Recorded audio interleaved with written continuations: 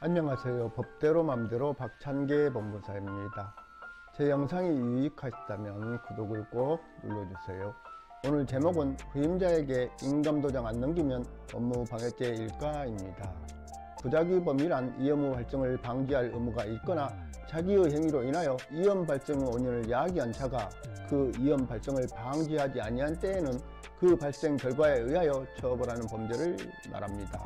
예컨대 공사를 마쳤으면 남은 폐기물을 치워야 할 의무가 있는 공사업자가 그 폐기물을 방치함으로써 실질적으로 준공검사를 받을 수 없게 한 경우에 부작위범으로 처벌한다는 것입니다.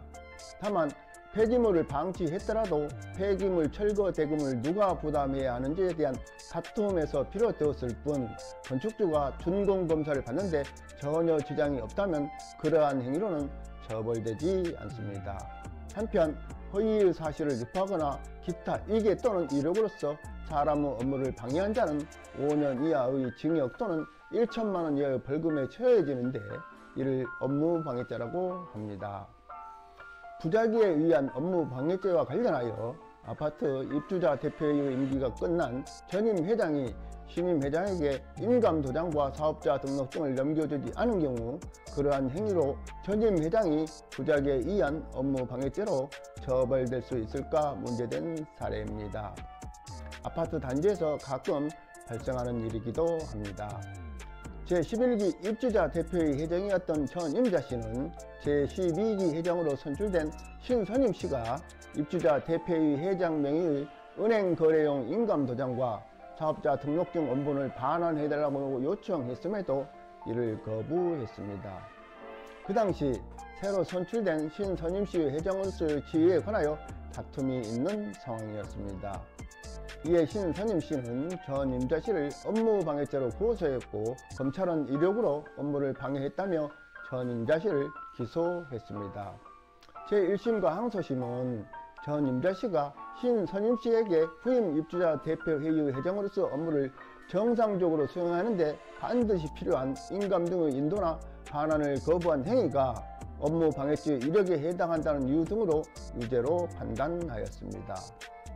이에 대한 상고심에서 대법원은 행위자가 단순히 해야 할 일을 하지 않은 부작이나 그에 준하는 소극적 행위가 업무방해죄의 이력에 해당하기 위해서는 그 행위가 피해자의 자유의사를 제압할 만한 정도에 이르러 업무방해죄의 실행행위로서 피해자의 업무에 대하여 하는 적극적인 방해행위와 동등한 형법적 가치를 가져야 한다.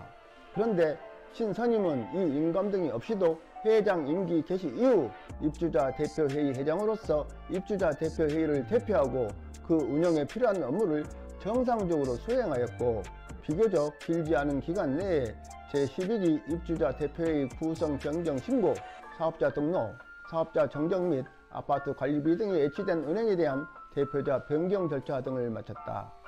그리고 신선임이 입주자 대표회의 회장으로서 업무를 시작하여 정상적으로 업무를 수행하는데 이 인감 등이 반드시 필요하다고 보기는 어렵고 전임자가 신선임에게 이 인감 등을 인도 또는 반환하지 않은 행위로 인하여 신선임이 입주자 대표의 회장으로서 업무를 수행하는 것이 불가능하거나 현저히 곤란하게 되었다고 보기도 어렵다고 하면서 원심 판결을 파기환송하였습니다. 결국 단순한 거부나 비협조는 업무 방해에서 말하는 이력이 아니고 피해자가 업무를 수행할 수 없을 정도의 강제력이 있어야 하며 피해자가 다른 수단으로 업무를 할 수 있었다면 업무방해죄가 성립하기 어렵다는 것입니다. 아파트 입주자 대표의 분쟁은 가급적 자율적으로 해결하고 국가가 개입하는 것은 자제해야 한다는 취지라 할 것입니다. 오늘은 여기까지입니다. 감사합니다.